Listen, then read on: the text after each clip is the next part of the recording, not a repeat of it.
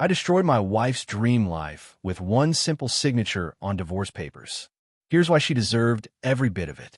When Melissa walked out on our 23-year marriage for a 28-year-old tech bro she thought was successful, she had no idea she was trading a $50 million fortune for a guy living on credit card debt. The look on her face when she realized what she'd given up? Absolutely priceless. You won't believe how this sweet housewife turned into the greediest woman I've ever met, and how her upgrade became the most expensive mistake of her life.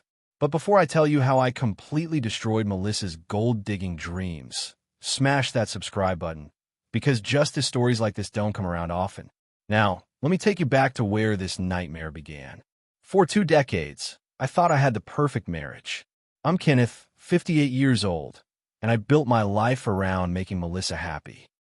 While she stayed home, I worked 70-hour weeks as a software architect, building programs for major corporations.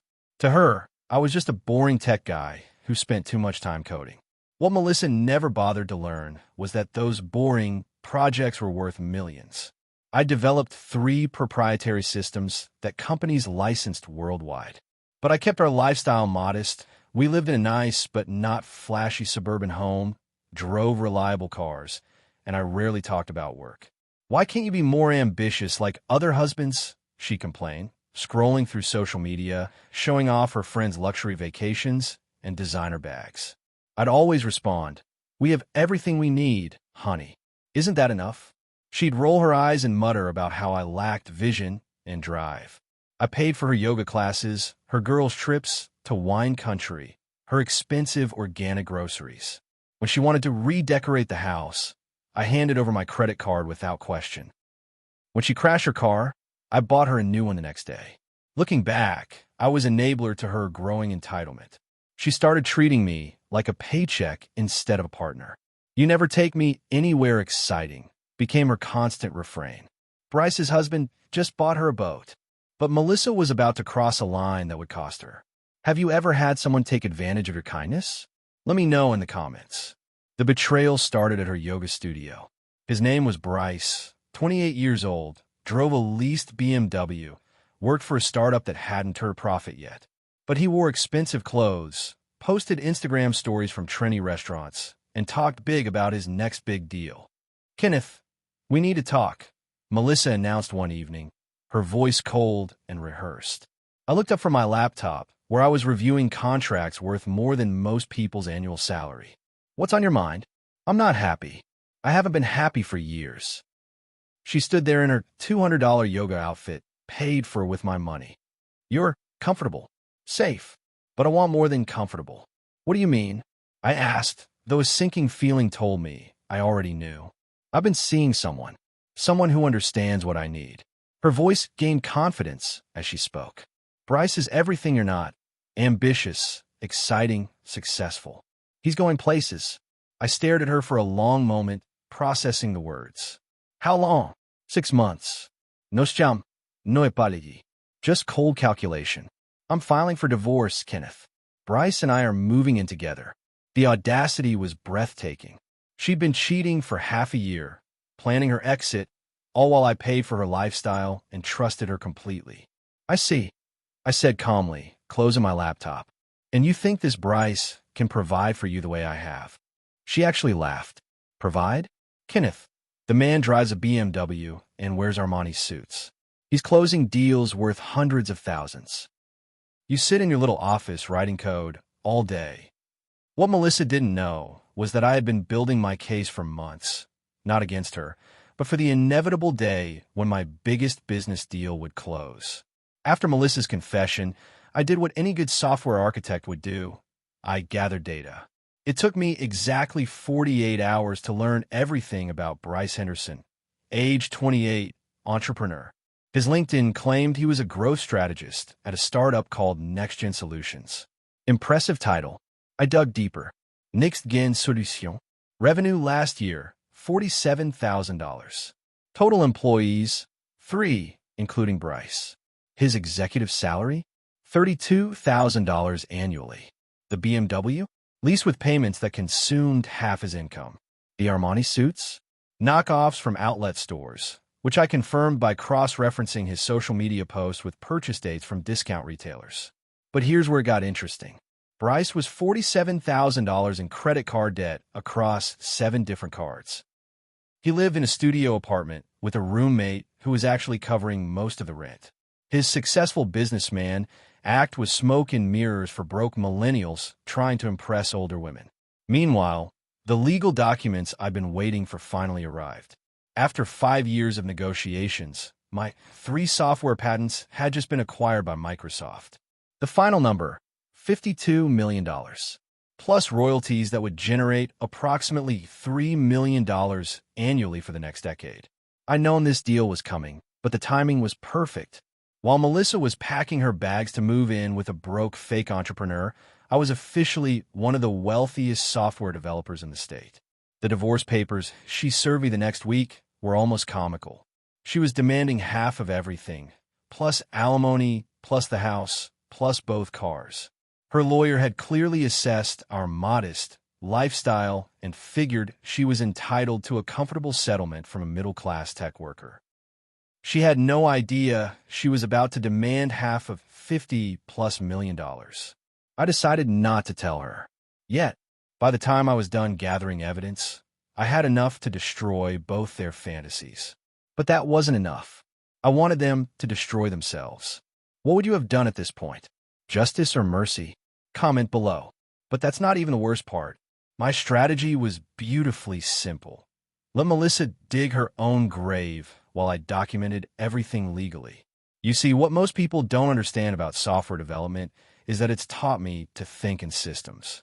Every problem has inputs, processes, and outputs. Melissa's problem? She'd gambled everything on incomplete information. I hired the best divorce attorney in the state, Harrison Blackwell, who specialized in high net worth cases. When I walked into his office and laid out my financial documents, his eyes went wide. Mr. Coleman, your wife's attorney has no idea what they're dealing with, do they? None whatsoever, I confirmed. And I'd like to keep it that way until the appropriate moment. Harrison smiled. I understand perfectly. We'll let them make their demands based on the lifestyle they observed, then reveal the full scope of assets during discovery. The shock value alone might encourage a quick settlement. But I wasn't interested in quick settlements. Melissa had humiliated me, betrayed our marriage vows, and was now trying to steal money she'd never earned while flaunting her affair. I wanted justice. Actually, Harrison, I want to go to court. Full disclosure, complete financial transparency. Let her see exactly what she walked away from. For 6 weeks, I played the part of the heartbroken, simple tech worker. I showed up to mediation sessions in my regular clothes, drove my reliable Honda Civic, acted like a man who was losing his modest middle-class lifestyle. Melissa and her lawyer got cocky. They increased their demands. Now she wanted 60% of assets, for $1,000 monthly alimony for 10 years, and exclusive ownership of our house.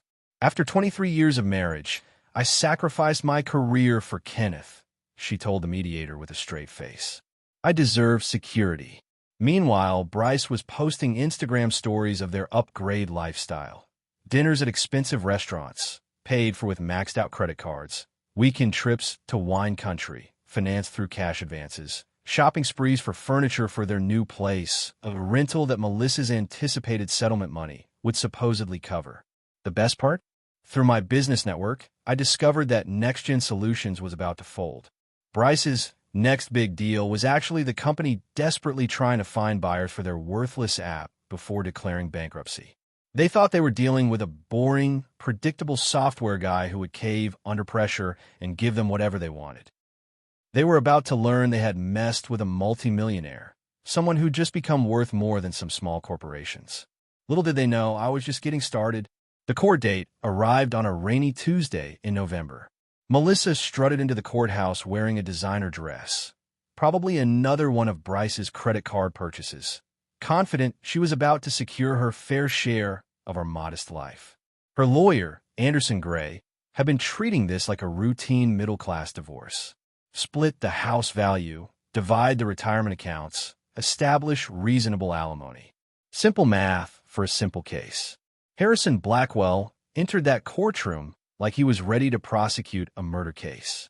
"Your Honor," Harrison began, "we need to address some significant oversights in the plaintiff's financial disclosures and assumptions." Anderson Gray looked confused. "Your Honor, we've been completely transparent about all assets. Mr. Coleman works in tech support. Mrs. Coleman was a homemaker. This is straightforward." "Tech support." Harrison smiled. "Your Honor, I'd like to submit Exhibit A through M, documentation of Mr. Coleman's actual professional achievements and recent business transactions." The next 30 minutes were beautiful to watch. Harrison methodically revealed my patents, my consulting contracts, my software licenses, and finally, the Microsoft acquisition. When Harrison announced the $52 million figure, you could have heard a pin drop. Melissa's face went through an entire spectrum of emotions: confusion, realization, shock, then absolute horror.